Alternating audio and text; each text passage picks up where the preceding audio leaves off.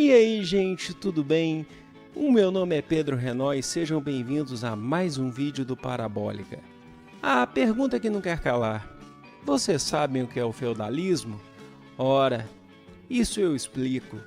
É um modo de vida existente na Idade Média entre o século V e século XV que tinha como principais características a ruralização do indivíduo. Sim, os seres humanos preferiam procurar uma vida na zona rural, em busca de sobrevivência e, é lógico, proteção, pois a proteção estava nos feudos. Nós temos também a agricultura de subsistência.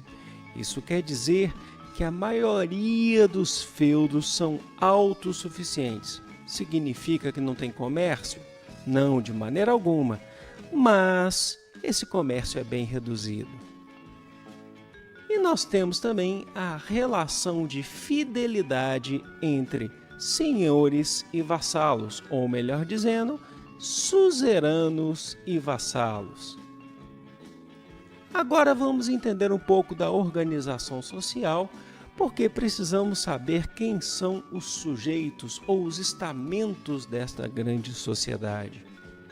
Inicialmente, nós temos o clero, que é dividido entre baixo clero e alto clero.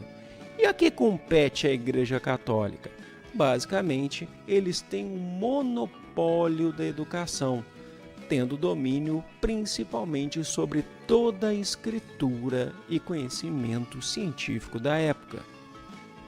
Nós temos também uma categoria muito importante, que é a nobreza. Sim, a nobreza. Essa nobreza ela é composta basicamente por grandes senhores feudais e também reis, donos de grandes reinos. Pertencente à nobreza, nós também temos as cavalarias, os militares que cuidam da proteção dos reinos e dos feudos, e basicamente a gente precisa saber que essa nobreza é a possuidora das grandes terras do período. E por último, mas não menos importante, nós temos os camponeses, que procuram os senhores através de um tratado que a gente chama de tratado vassálico, onde eles passam a ficar atrelados à terra, produzindo para o senhor em busca de proteção.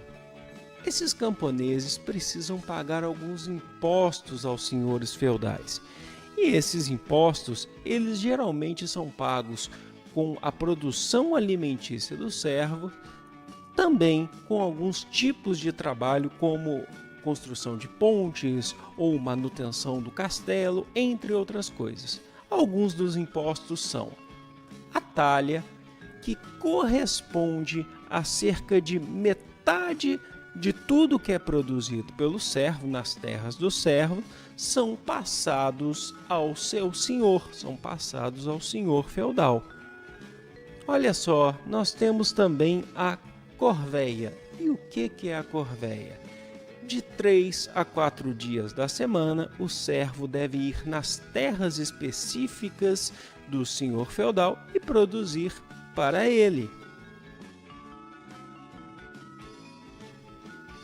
E por último, nós temos as banalidades, o imposto cobrado para o servo para que ele continue utilizando as terras e as ferramentas de trabalho do senhor feudal, como, por exemplo, o moinho de vento.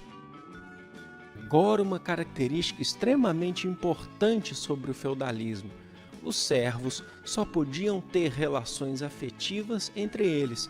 Significa que chegar perto de nobres era basicamente pedir para ser perseguido. É o que a gente chama de imobilidade social, ou, em outras palavras, uma vez servo, sempre servo. E aí, gostou? Se você gostou, curte e compartilhe.